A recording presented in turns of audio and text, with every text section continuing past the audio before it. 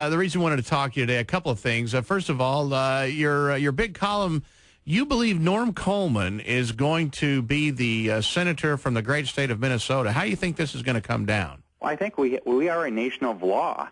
And if you look at the law, Norm Coleman rights have not been, or really it's the rights of the people who voted here in the state. They have not been upheld.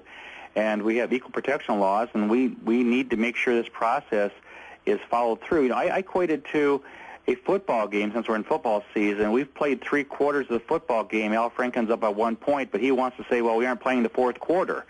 And all along, the Minnesota Supreme Court and the state canvassing board said, these issues are valid, they need to be dealt with, but we don't have jurisdiction. They need to be dealt with in the contest phase, and that is the fourth quarter of the process. So we're entering the fourth quarter of the football game down by 1 point, but all the breaks have gone Franken's way to this point in time, so we're out playing them. I think we have the votes.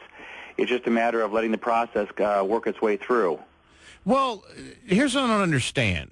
We have, as an example, we have several absentee ballots that are wrongly disqualified, and if I have this correct, they chose to only count a percentage of them. Is that right?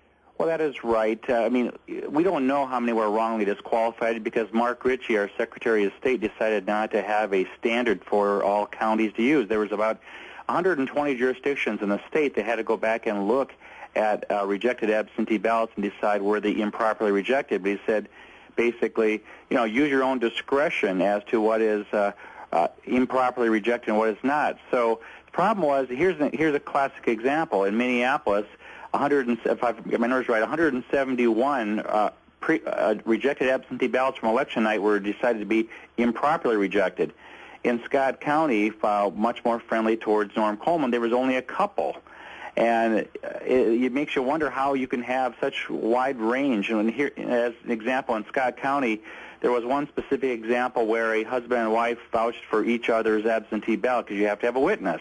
Right. Well, the husband put down 1234 Mockingbird Lane in Prior Lake, and the wife who vouched put down 1234 Mockingbird Lane, but failed to put down Prior Lake. So the Scott County officials said, technically there is no address, complete address for the voucher, so we can't let that go through. Well, that same ballot in Minneapolis would have gone through without a problem. So there you have, really all ballots are not weighted equally. Well, now we've talked to Mark Ritchie. By the way, GOP Party Chairman Ron Carey with us on 100.3 K Talk. We've talked to him about some of this stuff, and his response has always been, well, you know what, the court said that this was okay. I mean, he always deferred to the court. Well, the courts are going to be dealing with this because when he says the court said it's okay, he's basically saying we're punting till we get to the contest phase. And that's what's really disturbing is the fact that the Franken team and even the Ritchie team want to shut this thing down when they have been pointing for all during November and December when Al Franken was behind to this contest or this trial phase with the courts, saying, well, we've got to deal with these things here. But as soon as they flipped and all of a sudden we're ahead by a few votes, let's shut her down now.